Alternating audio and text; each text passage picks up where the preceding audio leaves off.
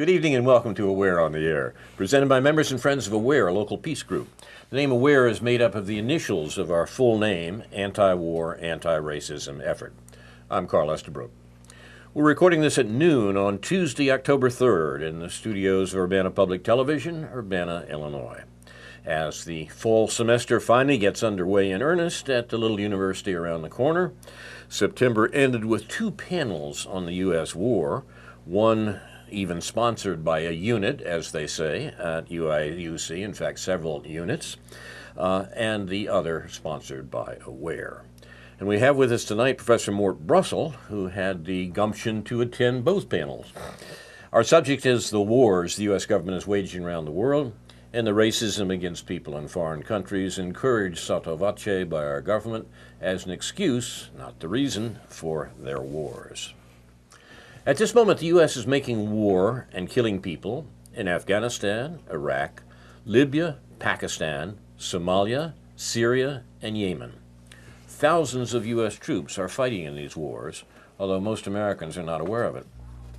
In addition, the 70,000 members of the U.S. Special Operations Command are active in 3/4 of the countries of the world. Their activities include kidnapping, we call it rendition, torture, and murder. As the rest of the world recognizes, but Americans don't, they're nothing less than American death squads. Why is our government terrorizing the world to the point that international polls show the U.S.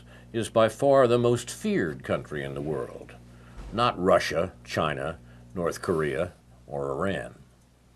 The answer is simple and horrible. The U.S. is killing people to protect the profits of the 1%, the American economic elite. Aware was formed 16 years ago after the attacks on New York and Washington on 9/11/2001, and before the U.S. invasion of Afghanistan, which began America's longest war. Barack Obama was the first U.S. president in history to have been at war throughout 2 presidential terms. The founders of Aware saw that the U.S. government would use the crimes of 9/11 as an excuse to carry on its wars in the Mideast. The U.S. government says it's fighting terrorism, but is in fact killing people in order to control Mideast oil, what the U.S. State Department called in 1945 the world's greatest material prize. Now, the U.S. doesn't need Mideast oil. What we use domestically comes principally from the U.S., Canada, Venezuela, and Nigeria. But control of oil from Southwest Asia and North Africa, the Mideast, gives the U.S. a chokehold over economic rivals from Germany to China. Since World War II, U.S. presidents have killed between 20 and 30 million people for the profits of the American economic elite. Ordinary Americans have paid for these vicious wars, but they haven't profited from them. Most Americans are not aware of how much of the world is appalled at what the U.S. government has done in our lifetimes. It's a triumph for the American system of propaganda and intellectual control, the most effective in history, that Americans are able to ignore it. Those of us in Aware, like other anti-war groups in the United States and around the world, today call upon President Trump to, 1, establish a foreign policy based on diplomacy, international law, human rights, and respect for the sovereignty of other nations. 2, end the wars in the Mideast and elsewhere, and stop the drone attacks. 3, cut military spending by at least 50%, and close the more than 700 foreign military bases. Russia has perhaps 15 such bases. China has 1. Bring U.S. troops and weapons home, and withdraw U.S. special forces who've been sent into 3/4 of the countries of the world. 4, stop U.S. support of human rights abusers, notably Israel and Saudi Arabia. And 5, lead on global nuclear disarmament. There's a lot of news about U.S. government war-making this week, but you don't get a very clear account of it in the American media, which are dominated by the pro-war U.S. political establishment. We'll try to give a better account tonight, beginning with Professor Brussel, who was scheduled to speak at the Aware anti-war teach-in a week ago and was not able to do so because of the unfamiliarity, I think, of the organizers with the teach-in format. So we're pleased to have him here tonight to talk about the cost of war, as he was scheduled to do at that teach-in. Glad to have you here, Mort, and very happy finally to get your account on record here with the other recordings of the broadcast of the teach-in. Okay, well, thank you, Carl. My topic is going to be the militarization of our society in some sense and the United States military budget. I was scheduled to speak toward the end of the teach-in, so there are several other speakers before me, and they gave the rationales and the consequences of what our foreign policies have been all about. So I shall discuss the rationale for present U.S. spending associated with national security, a so-called militarized budget, and its inherent threats for our society and others. The figures I shall quote come from the Trump administration and may change as the Trump budget sifts through Congress, likely for the worse. The claim of adherence to this budget, of course, is that it preserves and improves our national security. It is important to understand that the militarized budget allows all the consequences which other panel members of the teach-in discussed. Without the funds spent on our military for falsely called defense, the United States could not be the hegemonic power it strives to be. Hence, curtailing that budget substantially, for example by half, could allow civil society to flourish and the baleful United States interference into the affairs of other states could be avoided or reduced. True democracy here might then be able to regain a foothold from its currently debased condition. Astonishingly, we shall claim that the militarized Trump budget will take up as much as 86% of our discretionary federal budget. That part of the federal budget which is available to Congress to determine. More commonly quoted figures, around 50%, have by now been corrected or superseded. It's worthwhile reflecting on the fact that the security of the United States, as promoted by recent administrations, does not extend uniformly to our population. The well-being of most of us not only does not benefit from the huge national security expenditures, but on the contrary is undermined by them. The military budget currently proposed makes unattainable what most of our people desire and value.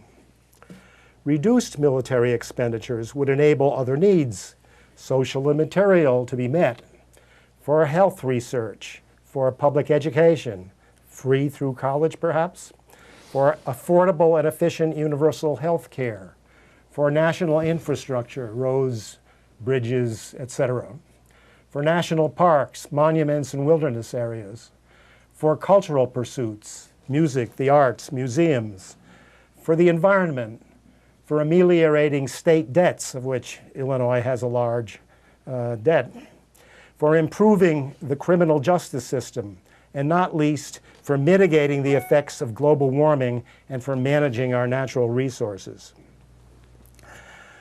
I'm going to quote a little bit from William Hartung, who is Director of Arms and Security Project at the Center for International Policy.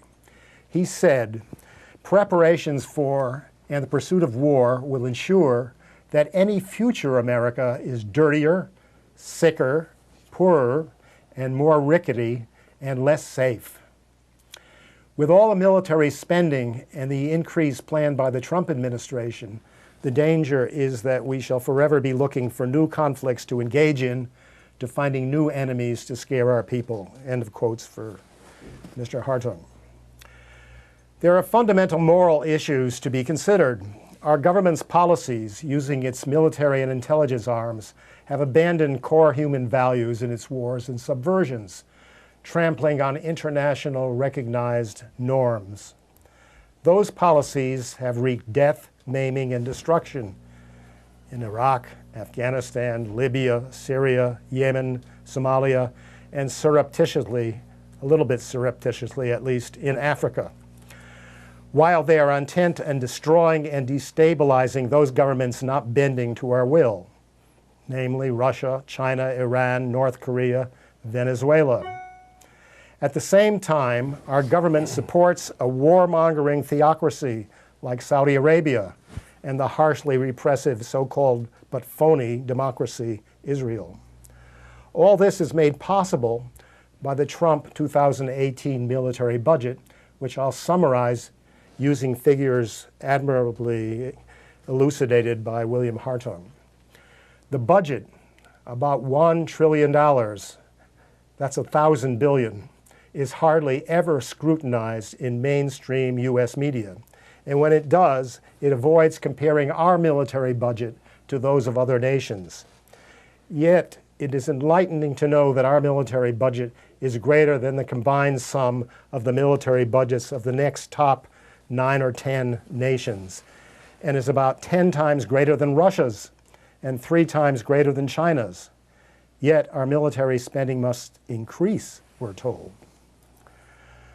Tom Engelhardt, who's a member of the Nation Institute, has written, add it all up, and at a moment when the domestic order of the day is cutting the funding for the sort of domestic services that actually do keep us secure, we the people are essentially throwing our money into the black hole of war and preparations for yet more of it. End of quotation. What follows is an account of the military budget proposed for fiscal year 2018, submitted by the Trump administration. What the White House Budget Office calls national defense spending includes the Pentagon budget, the so-called base budget. I don't know whether I should mention all these numbers, but let me just list them. That's about $575 billion.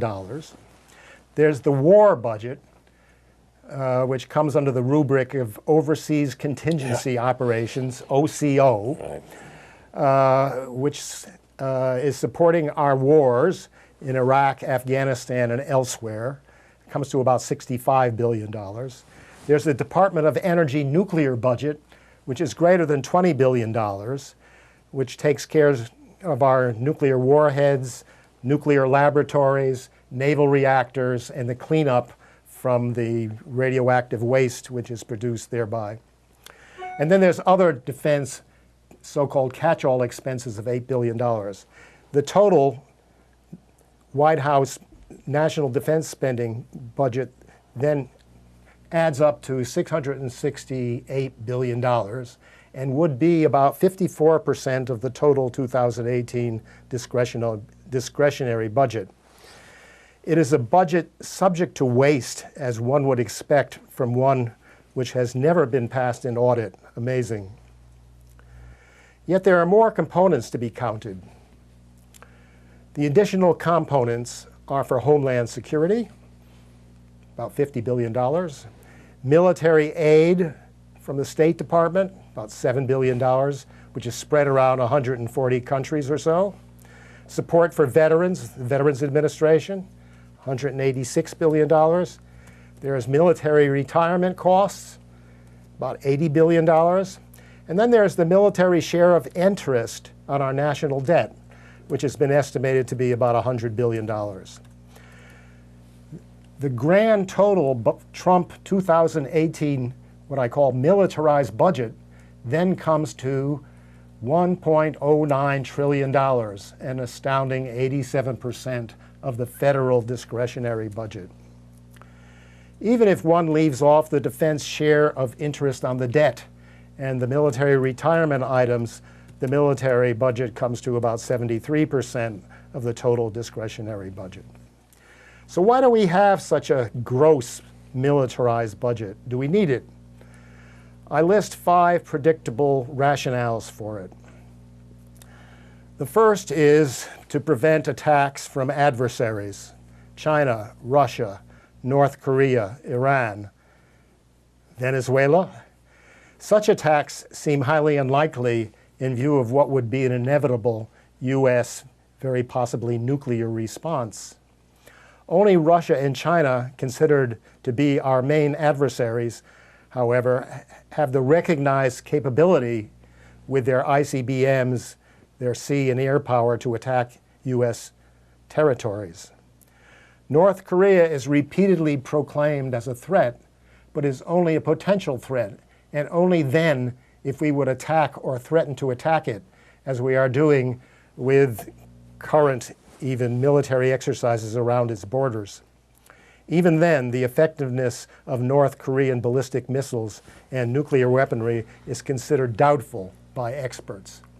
There is danger lurking in North Korea's weaponry, but as has been stated by its leader, North Korea wishes primarily to establish a credible deterrent to forestall possible U.S.-South Korean aggression, and has no intention of starting a war with the United States. It cites the bitter examples of Libya and Iraq in defense of its nuclear policies. Analogous remarks pertain to Iran, although it has no known nuclear weaponry or intercontinental ballistic missiles, despite U.S. propaganda to the contrary. That Venezuela has been called a military threat is indeed laughable. Russia has been called a threat and aggressor for its support of the insurgents in Ukraine and its accession of Crimea. But these actions were precipitated by the United States and NATO forces moving towards Russia's borders and the overthrow, with support from Washington, of the former elected government of Ukraine and the placement of anti-ballistic missile installations close to Russia's borders. What if Russia placed its missiles in Cuba, Mexico, or elsewhere in the Western Hemisphere? Can one doubt a violent U.S. reaction? Moreover, U.S. bases accumulate around the peripheries of both Russia and China. Neither country seeks a war with the United States or its allies, but both countries understand the threat posed at them by those bases. Another rationale is to protect our NATO members, Japan, Israel, Saudi Arabia, South Korea. There is little indication that those nations are in danger unless the United States initiates or promotes attacks on their neighboring countries.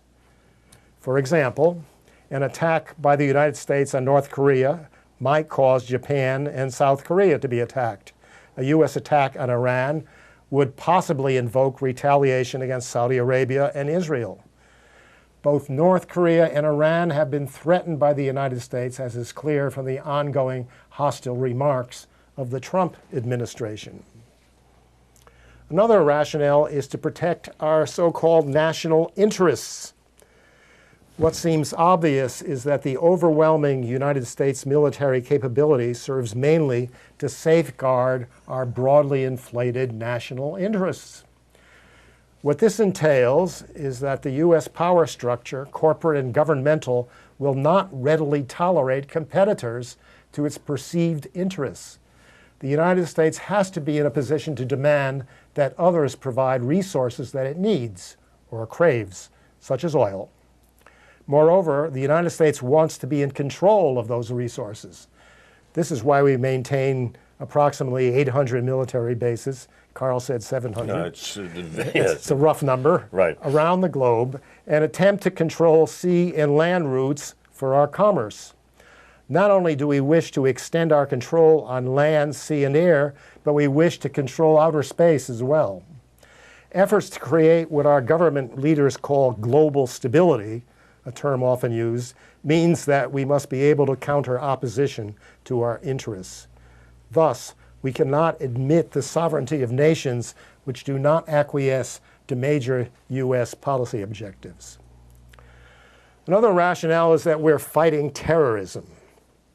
Here lies the justification for invading Afghanistan, attacking Syria and Somalia, establishing bases in Africa, and threatening Iran.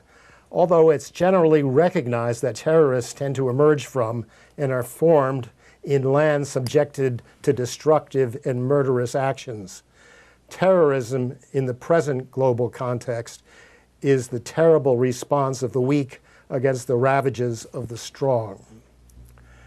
Paradoxically, in Syria, the United States, by means of its special forces and the CIA, has supplied weaponry and support to those labeled as terrorists, even by the United States. In particular, among those fighting President Assad's Syrian government. ISIS, al-Nusra, al-Qaeda, I can't keep track of all those names. In addition, we continue to back Saudi Arabia and Israel with weaponry and diplomatic support, both nations continuing to aid the terrorists in Syria we claim to be fighting. Terrorism is a useful target. The trumpeting of our war against terrorists, just as with the demonization of Russians, Chinese, Iranians, and North Koreans, has been essential in keeping our military economy humming after the demise of the USSR. Raytheon, Lockheed Martin, General Dynamics, Boeing, and myriad subcontractors are the obvious beneficiaries of our war-prone foreign policies. Another, perhaps final rationale for this budget is maintaining war-making superiority. We must maintain and enhance our already overwhelming military forces because China and Russia, among others, are improving theirs. Thus, an extra $54 billion in new military spending in the Trump budget and $1,000 billion over 30 years to improve our nuclear weaponry is proposed, possibly for what used to be unthinkable, a first strike against Russia or China. Military experts have alerted us that with new nuclear warhead-armed missiles of much improved accuracy, we can now locate and destroy any adversary's nuclear land-based weaponry and intercept their retaliatory response with anti-ballistic missile installations. This terrifying possibility, a nuclear exchange, could destroy civilization and life on Earth. Well, there are some other features to the militarization of our society, civil society. Military spending is a major element in the increasing militarization of our society, but there are other disturbing elements. There's the glorification of military service, which is quite obvious if you read the News Gazette, which is forever promoting our glorious veterans. There's the kind of jingo entertainment that feeds us, sports, on films and TV. There's the propaganda apparatus, the media promotion of warlike policies. There's the militarization of the police, which has been going on. There's the gun worship, which should bring to mind what just happened recently in Las Vegas, which the NRA seems to be combating at the present time. The idea that guns don't cause any real problems, they just protect us. In education, there's the recruiting in our high schools, and there's ROTC in our universities. And then there's the repression of dissidents, which has a militaristic aspect. So let me summarize. My focus has been on military spending because that determines what resources are available for our social and health needs, our nation's internal strength, and whether we can have a truly democratic, free, and just society, one that fits peacefully into a world order.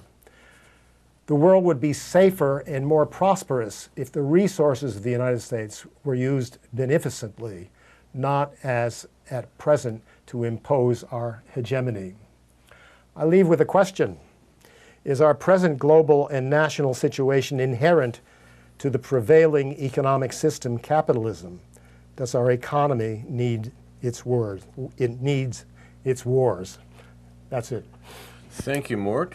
You've been watching Aware on the Air. Professor Mort Brussel has given us account of the costs of war, both literally and figuratively, and the amazing position that the United States finds itself in today, where its government is using the military budget and the threat and indeed practice of war around the world for the benefits of its economic elite, the American 1%. How that's happening and why that's happening, these are things that are hidden from many Americans, and not by accident. The attempt of the United States system of information and propaganda to hide from Americans what its government, what our government is doing, is a fundamental fact of contemporary society. There are a lot of aspects of this we might want to talk about this evening. I'd like to begin with one question. If I don't destroy my microphone, as apparently I'm about to. Tell me this, Mort.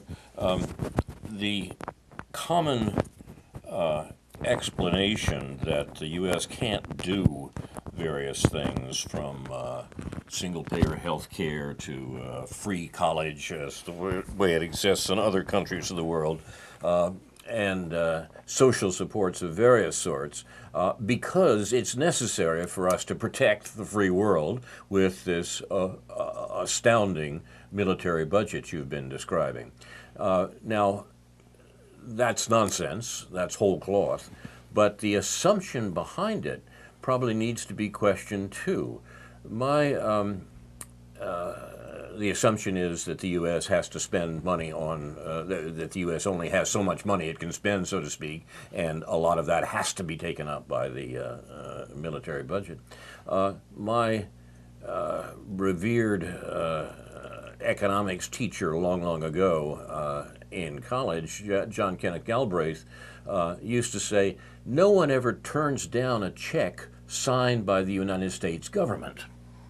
So the notion that we can't do these other things because we have to spend money on the military is it's sort of already flawed. The U.S. doesn't worry about finding the money when we attack Afghanistan, when we attack Syria, when we attack Somalia. Somehow the money's there for that. But the question that we get, well, perhaps particularly from this Republican Congress, about how we can't possibly do medical care or education or something of that sort because there is no money, is absolute nonsense. And it seems to me that we don't have to acquiesce in the argument that, well, we've got to reduce the military budget because we need to use that money for other things. That's a non-starter. Wouldn't you agree? I guess I do agree. I'm not an economist, so I don't always understand where the money comes from. Neither do they, I think. Can the United States Treasury just print more money to do other things? That's not accepted, evidently. It's not accepted verbally, but that's what we do, as you say. Yeah. So I do think that, yes, if as I stated, if the military budget were reduced, curtailed by a huge amount, it would give us the freedom, at least, to attack these other social benefits. Freedom from propaganda, I would say, but you're right about that. I mean, in the sense that the government, particularly the Republicans, could no longer use the excuse, we can't do that because we don't have the money. And that would be worthwhile. Well, people talk about the national debt, for example, right. And the fact that the national debt has to be constrained within a certain amount. And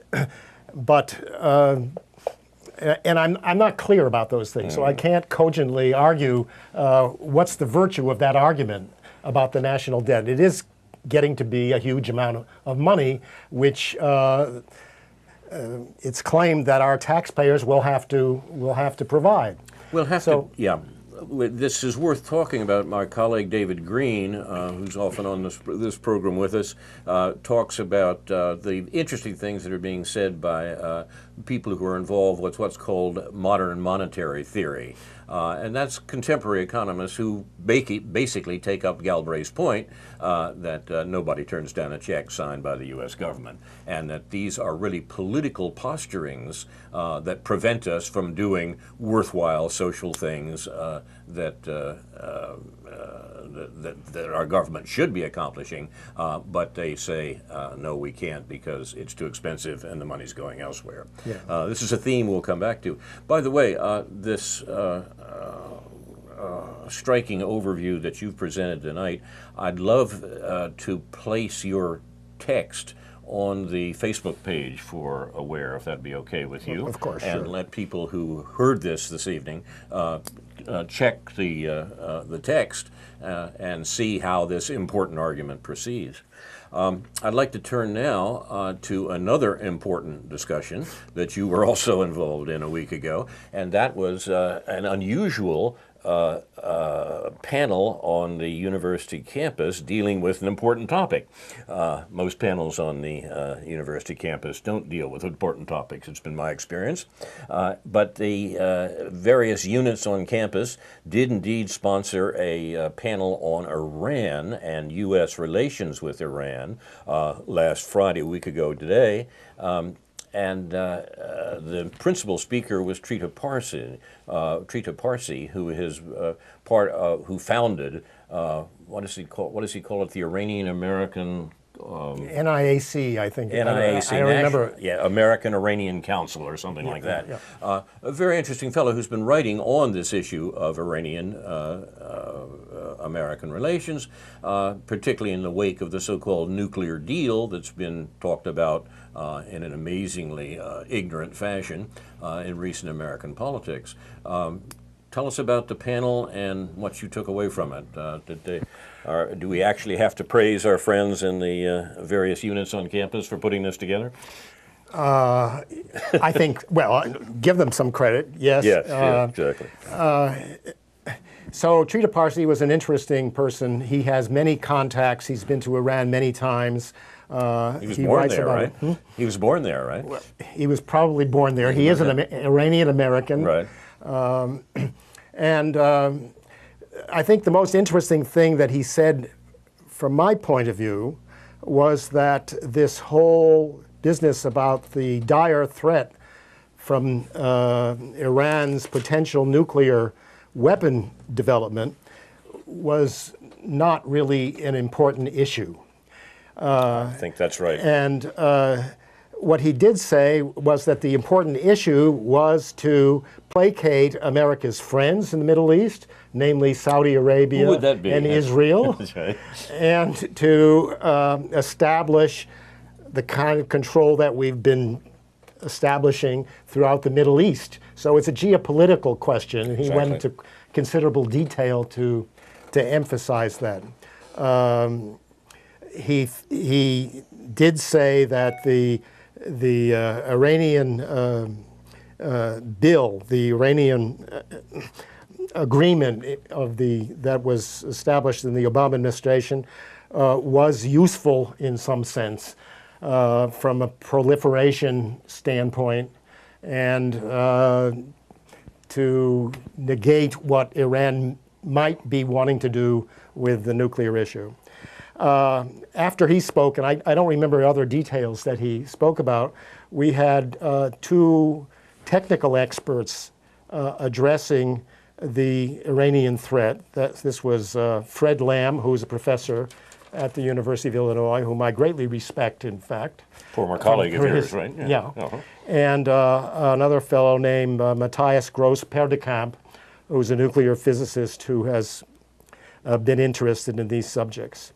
What these two people were discussing was the completeness of the Iran document that I'm getting a little bit hung up on words here, but the Iran treaty, namely that Iran should not get into the nuclear weaponry field. And he outlined the great detail which was imposed upon them so that they can't possibly do that over the next several decades. And they've done an astonishing job in treating every facet of what could help them develop nuclear weapons. And he assured the audience that there was no possibility that they could do that. And the AIEA, the International Atomic Energy Authority, is in total agreement with that. So they back up Iran, that Iran is doing everything that it should do under that treaty. And then the second person showed what the dangers of a nuclear war would be.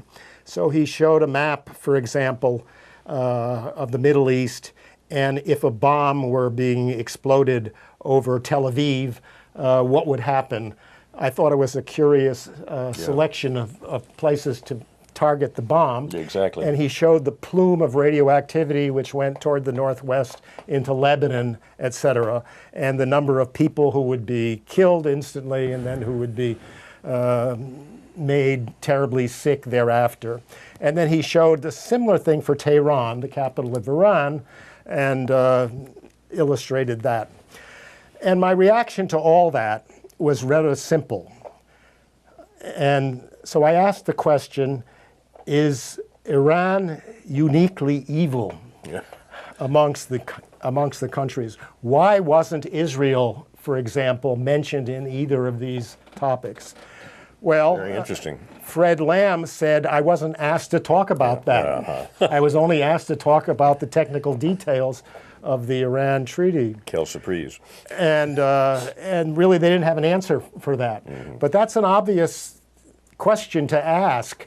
You know, what is it about Iran? Well, the reason is clearly that Iran does not bend to the United States foreign policies and is a big player in the Middle East. And we want to undermine them as much as we can.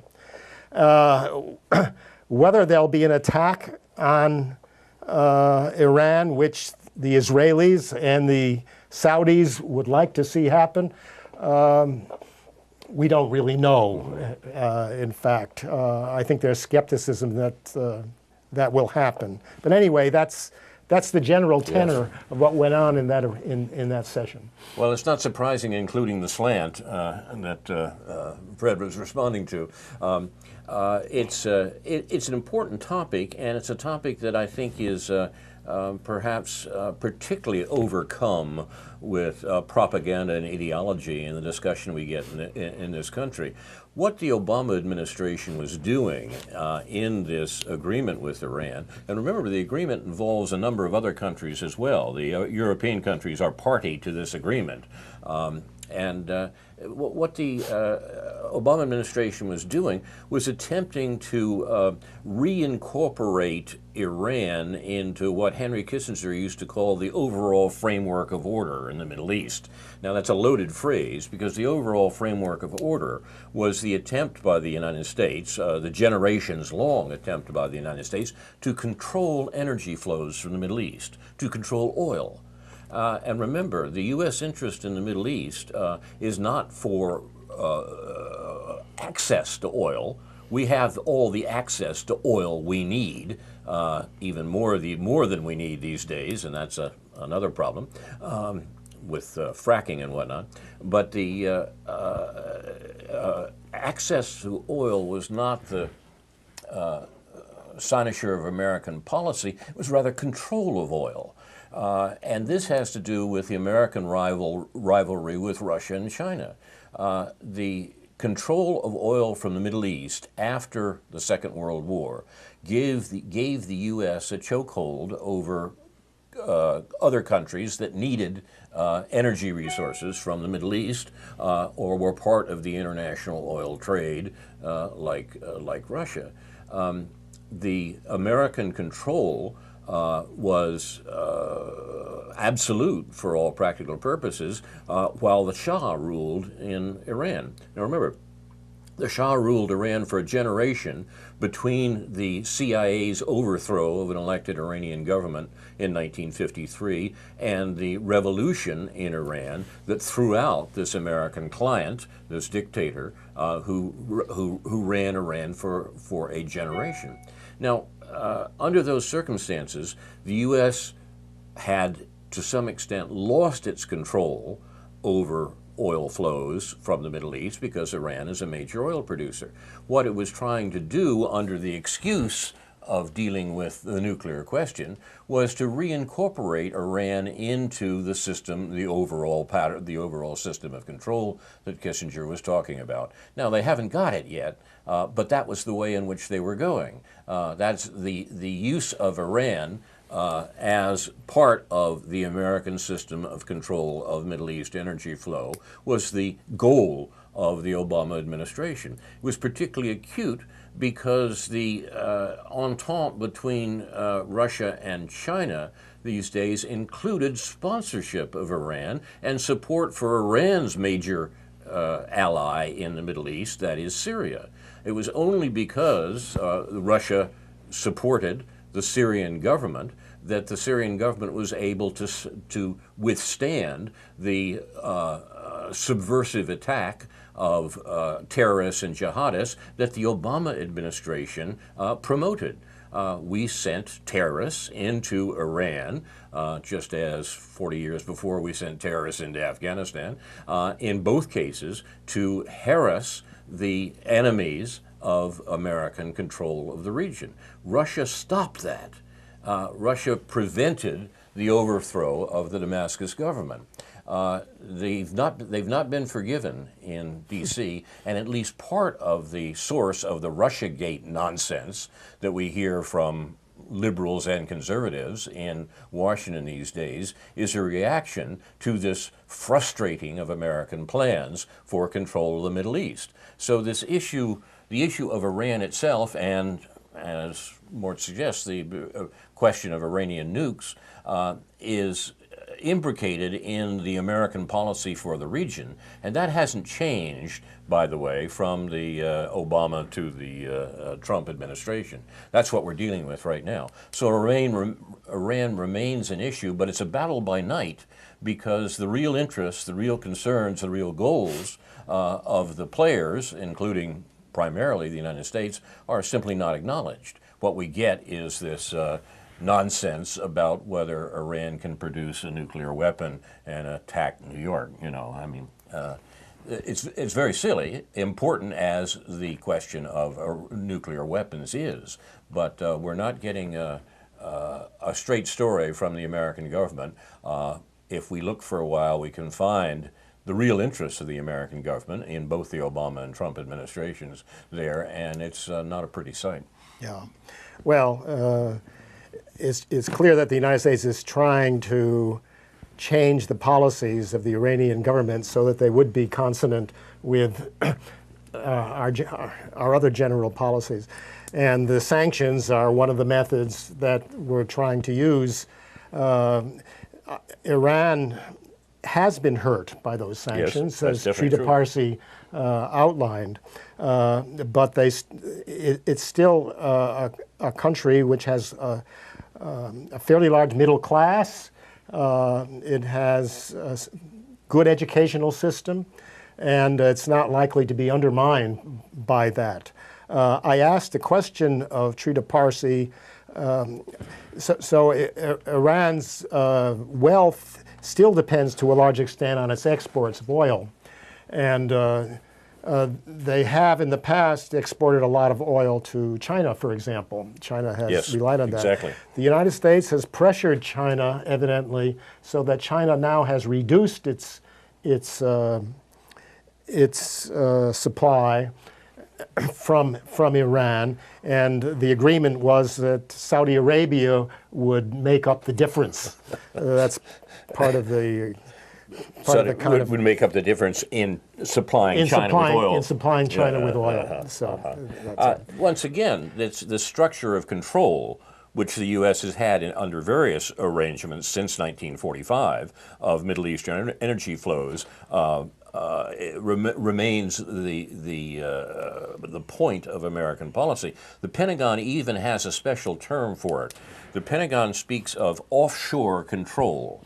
Now, offshore control you think might have something to do with shipping or something. Well, in a sense it does. But when offshore control is used in Pentagon documents these days, it means the control of the oil that gets to China. The question of Saudi Arabia supplying is a question of offshore control, i.e., will we, the United States, be able to control the oil that goes to China? And of course, that's a serious issue these days because the understanding between China and Russia means that Russia, which is a net exporter, of course, of oil, is frustrating the American offshore Exactly, control. that's right. Yeah. So Russia is now becoming a bulwark insofar as energy supplies and other resources to China, which the Exactly. United States is trying to inhibit. And it's Iran association. Iran has joined the Shanghai Cooperation Organization, which is the Russia-Chinese NATO, really, for Asia. Iran has joined that, and that's driving them nuts in Washington, because what we have here is a Eurasian association that includes now Iran. And the traditional American hostility to Iran, up to and including overthrowing their government and attempting to overthrow their revolution, the traditional hostility to Iran is now all the more serious because of their rapprochement with Russia and China. Yes, that's certainly right. So this is very central to American policy, but of course these are not the terms in which Americans are talked about that at all. All we're saying is, will the Iranians get a bomb and destroy the Jews? I mean, this is nonsense. And it has nothing to do with what is actually going on in the politics. Our job here at We're on the Air and elsewhere is to try to talk about what really is the case, which you're not going to get from the American government. Yeah. You're watching Aware on the Air. We're talking with Professor Mort Brussel about recent political panels on the campus of the University of Illinois, and there are a number of other things on the agenda that I would like I wanted just to turn mention now. one, Sure. Yes, one other please. thing here, is that some of the arguments against what's happening in North Korea and insofar as the agreement with Iran is to stop proliferation. Yes. And nuclear physicists like me and others certainly agree that it would be great if that were stopped, if nuclear proliferation were stopped. On the other hand, the Nuclear Proliferation Treaty stipulates that the countries that have the weapons should reduce their weapons Exactly. ultimately to zero, so we wouldn't have this overall nuclear threat. And of course, those countries are not willing to do this at all. So there's a And kind the of leader- great hypocrisy in that. The leader on of that those issue. countries, of course, is our own dear home state, right? Yes. It has refused to comply with the terms of the Non-Proliferation Treaty. Yes. And that is a striking point. Once again, the Obama administration and the Trump administration. We can't say that this was No, that's been going on for a long time. exactly. Sure. Exactly. Other points. This morning, the Washington Post, the CIA's favorite newspaper, published a column by the editor of The Nation, the ambiguous liberal journal, the Nation editor Katrina vanden Heuvel, about a resolution that has been introduced into the Congress of the United States under the unlikely name Kana-Amasi-Polkin-Jones resolution. Now, you really think they could have come up with maybe even an abbreviation to get to that? But anyhow, it's an important resolution because it calls for a floor vote in the House on ending U.S. participation in the Saudi war against Yemen. Now, this is an amazing tragedy that's taking place. Tragedy implies that there's some principle at stake, and there isn't. Simply the Saudis, as it were, domestic imperialism. They are attacking the country of Yemen and killing people at a great rate, up to and including a cholera epidemic of the like that's not been seen in the world for a generation or more. The U.S. has sponsored the Saudi attack on Yemen, up to the point of using American military equipment to move the Saudi troops and so forth around, and to provide the Saudis with weapons, including bombs, for the attack on Yemen. Now, this is a scandal. It's a scandal that should be reversed, and this resolution, according to the editor of The Nation, goes some way to doing that. There are a number of congressional representatives who are sponsoring it, including Tulsi Gabbard, who's one of the few serious people, it seems, in the Congress on issues like this, but also Walter Jones, who has been right on these matters for a while, and a number of others. The fact that they've got a dozen co-sponsors is worthwhile, and it's worthwhile to call your representative, call your congressional representative. Maybe he's in town, maybe he's not, and tell him that he should support this anti-salary resolution, this resolution that supports the ending of American support for what the Saudis are doing in Yemen. Second issue that is in the morning papers, of course, is, Mort referred to it a moment ago, the massacre in Las Vegas and the renewed discussion of gun control that this will produce, and it should, of course, produce. And, you know, I don't know, every now and then in my mind there occurs faint flickers of hope after terrible tragedies that the U.S. government is so often responsible for. Flicker of hope here is that this thing is so bad and so obviously bad that it might actually lead people to say, yeah, we have to do something about gun control laws. The argument is always that that's not possible because of the Second Amendment of the Constitution, and it's worthwhile perhaps to look at that Second Amendment and to think about what's possible.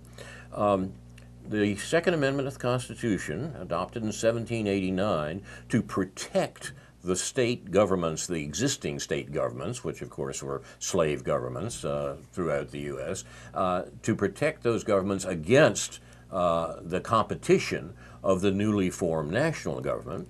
The Second Amendment says, I quote, "A well-regulated militia being necessary to the security of a free state, the right of the people to keep and bear arms shall not be infringed," close quote. Now, that has been interpreted in various ways by the courts, but it should be obvious to us that the shooter in Las Vegas, like the kid who shot up the Sandy Hook school and killed 20 children, and a number of others of these mass shootings, these people were not members of well-regulated militia. They had these terrifying guns and produced these mass murders, not in accord with the Second Amendment of the Constitution, but in violation of it. They were not members of well-regulated militias, and there is no reason in the world that they should have been allowed by the law to obtain the weapons that they obtained. Their right to keep and bear, the people's right to keep and bear arms, did not give them the right to have a machine gun in the balcony of the hotel in Las Vegas. Now, there's been several arguments about that, going back to 1789, including various conflicting Supreme Court decisions. The Supreme Court used to hold that the right of the people to keep and bear arms was satisfied by what the existing well-regulated militias in 20th century America, namely the National Guard and police forces. These were the successors to the militias of the 18th century, and as such, they exercised the right of the people to keep and bear arms. Now, that doctrine was in fact abandoned by the Supreme Court a few years ago, when they quite remarkably concluded that the right of the people to keep and bear arms was not the corporate right that the Second Amendment talks about, but an individual right. That you and I had the right to keep and bear arms, not as members of a well-regulated militia, but indeed simply in our basement. Now, that's nonsense, obviously, in any reasonable way, and it's about time, I think, for Americans to begin to demand that that be realized. Point Mort made a moment ago about the fact that the militarization of American war making and the American defense budget feeds into this notion of individual rights to keep and bear arms and the gun culture, I think you, as you referred to it, and indeed we should be talking about it in that context, the context of American war making and the regulation of that the Constitution envisioned. So perhaps we'll get a more serious discussion of this matter as a result of 60 people being killed in a hotel in Las Vegas. Well, it'll be interesting to see what the editorial commentary is across the nation on this. Will there be a new effort to to restrict the availability of these weapons, these military weapons, to individuals without? There should be. Certainly. There should be, and the New York Times, in fact, did have an editorial today saying that it's about time that we have some legislation to restrict these this kind of availability Yes. of weapons. And if the New York Times is saying it, well, obviously it's something we should be talking about. That's. I don't mean that as cynically as it sounds, but yes, I do. You have a right to be cynical. Exactly. There's one last issue we should mention before we go, and it's a more complex one perhaps than it seems on the surface. This is the Spanish government's suppression of the vote in Catalonia on an independence resolution that occurred on the 1st. This is an ongoing issue, and it relates to other issues that refer to the European Union in general. And I've actually written an article in which I say that the way out of this is to restore the Holy Roman Empire, but that's another argument, and it was late at night. I'll post this, and I'll also post some comments on the Catalonian issue by our colleague Karen Aram, who sent them along. Post that on the Facebook page for Aware on the Air, or for the Facebook page actually is Aware, it says Aware of Champaign-Urbana. I'll post that along with Mort's talk that you've heard today. There is a lot more to talk about. We are out of time. You've been watching Aware on the Air, presented by members and friends of Aware, the anti-war, anti-racism effort of Champaign-Urbana, a local peace group, in the 40th week of 2017. Another week in which the world can see that the most extreme global terrorism is not made up of just the attacks by ISIS and its sympathizers around the world, but by U.S. worldwide war-making. My thanks tonight to Dr. No, J.B. Nicholson for research. Our show is produced and directed by Jason Liggett and Ethan Young. Thanks to him also, this program and others like it are available on YouTube. And do see that Facebook page for Aware for articles referred to tonight. Finally, Aware honors those who reveal the crimes of the U.S. government, which the rest of the world knows about, but Americans don't.